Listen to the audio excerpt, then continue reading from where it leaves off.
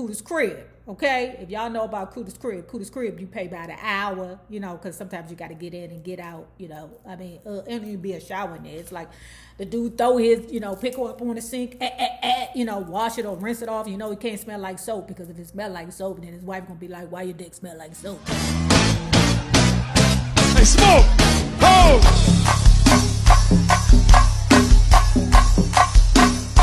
Hey, Paradise, that's rock. Hey, Trina!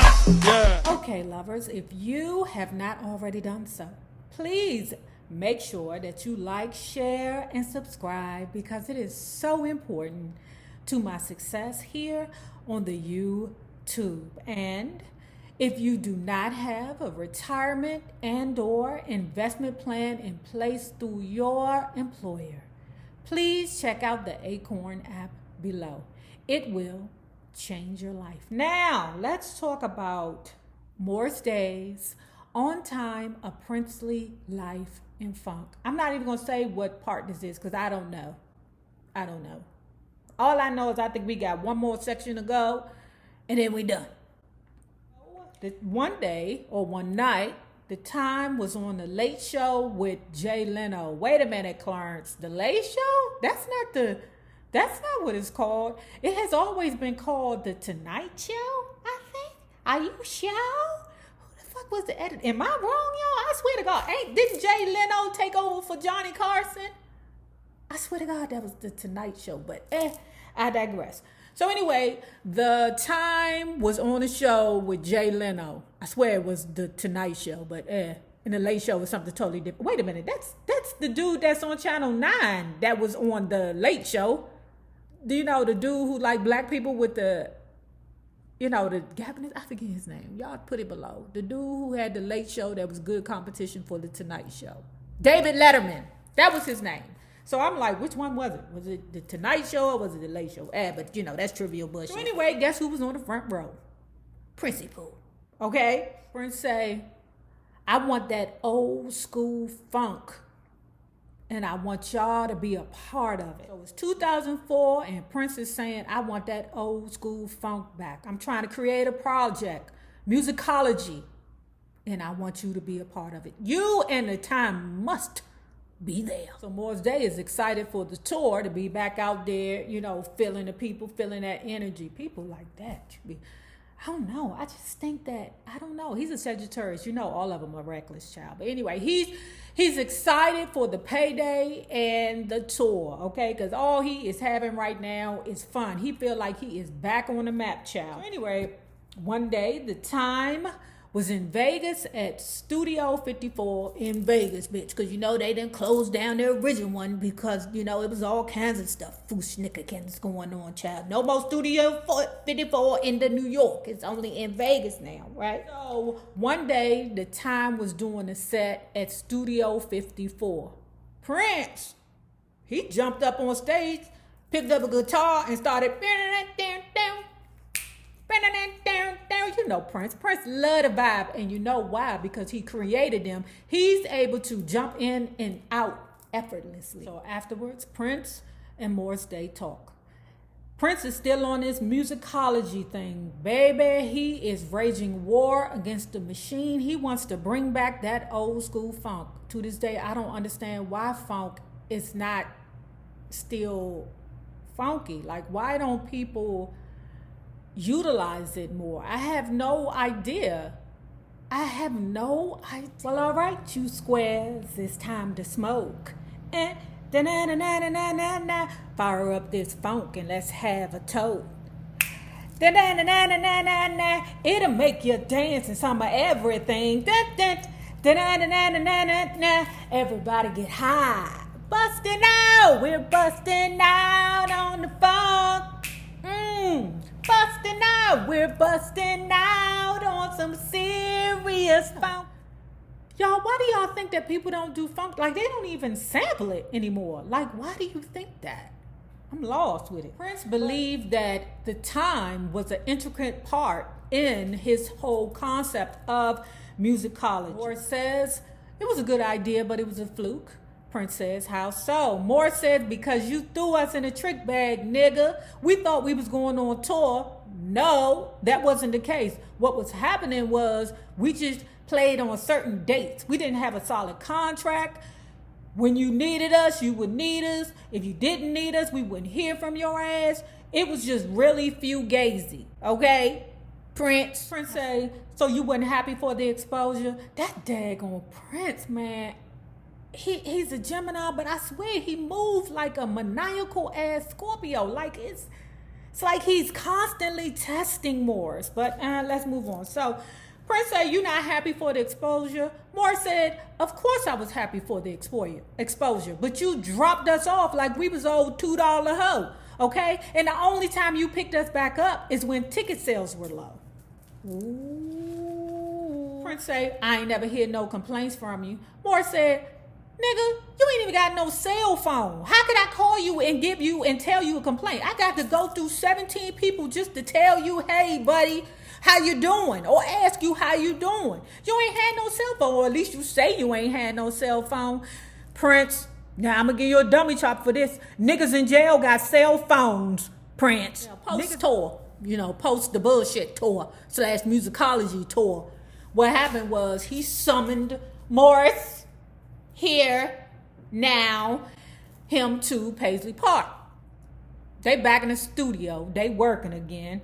This time it was no BS. Prince was right there in the studio. He ain't have on his light blue, skin tight, powder puff leather suit like he did last time. He was there and he was busy. Met him at the door. Hey, Morris, I missed you. Let's get in the studio. Let's get this popping. So what Morris they said, after working about a week in the studio, it felt less like control and more like a collab. Now dig this. It was working good, okay? But hold on for the VIG, okay? They had worked on 6 good songs, okay? He loved it. All we needed was 4 more for him to do an album, child. But then Prince wanted to have a talk. Child, to talk. Prince says, we can't go any further until you give your life to JW. Prince say, why are you so resistant? Morris, they say, why are you so insistent? Morris said as much as he wanted to be back in the pocket with Prince, he couldn't do it. You can't force him to believe something that he believes is actually a cult. I'm going to leave that right there. They had a second talk, okay? This one was shorter. Prince put it on the table. Hey, is we going to do this music? And is you going to give your life to JW? Morris said, answer no. He did not expect to hear from Prince ever again. Yeah, well, he didn't hear from Prince. He ain't hear nothing back from him. He ain't get the songs. He ain't get nothing. Prince chimes in. I didn't desert you, Morris. Morris says, didn't say you did. But 9 years had passed before we talked to each other again. Prince, and you came running. MD, Morris said, yep. Oh, God, that is a... Oh, Prince asked the time to come play at one of his fabulous private parties. Morris, I was glad and surprised that he still fucked with me after all that time. After I decided especially not to, become a witness. So anyway, the Bel Air home used to be a home owned by a basketball player. And what Prince did was turn the basketball court, into a club. And at that club, he said Stevie Wonder, Anthony Hamilton, Erykah Badu, and Questlove was getting down. They were singing old school songs. Now, what he also said was that Prince purpleized the whole goddamn house. I was like, purpleized the whole? How do you purpleize a house, child? But he broke it down, child. He said everything was purple. The floors, the windows, the walls, everything was purple. That's too much purple for me, child. It's too much purple. So after Prince got off stage, doing his thing, he walked to Morris and said, I got a gig for you, brother. What he said was that he was going to do this grand event back in Minneapolis. He was going to call it 777. It was going to be the first concert down at the Target Arena since, when did he say it? Since his 1999 tour. Before the show, he had an appearance at Macy's because he was promoting his Perfume 3121. That was the name of, or that was the street address, or street number, or house number of the house in Bel Air.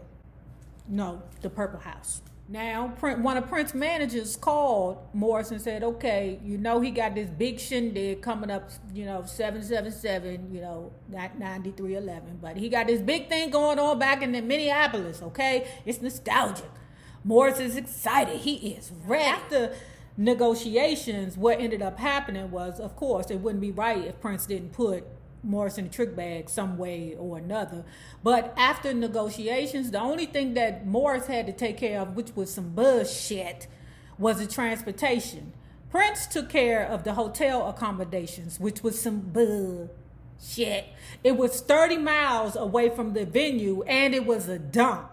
Morris had said, oh, we getting out of here, and found a hotel closer to the event and went there and put his crew up there. Okay, so not only did Morris pay for the transportation to get his group there, but he had to also pay for the hotel accommodations because he was not going to let his group stay in Cooter's crib. Okay, if y'all know about Cooter's crib, you pay by the hour, because sometimes you got to get in and get out, and it'd be a shower in there. It's like the dude throw his, pick her up on the sink, wash it or rinse it off. He can't smell like soap, because if it smell like soap, then his wife gonna be like, why your dick smell like soap? But I digress. So they at the hotel waiting for instructions, the one that Prince did not put him in. Now, dig this.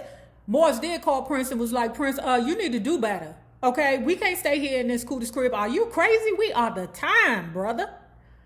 Prince said no. So they waiting at the hotel, waiting for the next move.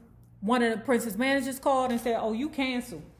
He don't want you no more. 2 nights before the event, Prince had one of his managers to call there and said, he don't want you no more. Moore said he hung up the phone. If he would have seen Prince in person at that time, because he was so enraged, he would have choked the blood out of him. Moore said, what about payment? The manager said, you didn't play, so you don't get no payment. Ooh, that Prince is a whole nigga. Morris clapped back and said, I paid 5 stacks to get my crew here, okay? To get get the time here for him. Ultimately, his transportation expenses were reimbursed, but he didn't get shite for playing. He didn't get shite for playing.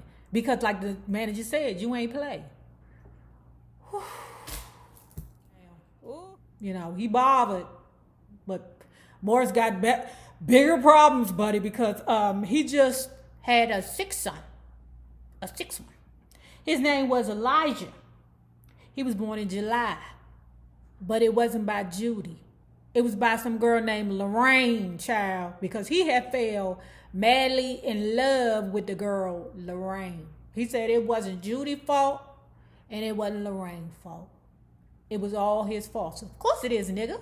Of course. All right, lovers, if you have not already done so, please make sure that you like, share, and subscribe to this video, because it is so important to my success here on the YouTube. Now, remember this. The same people that you meet on the way up will always be the same people that you meet on the way down. Naysayers, my patron loves. Have a good one. Peace.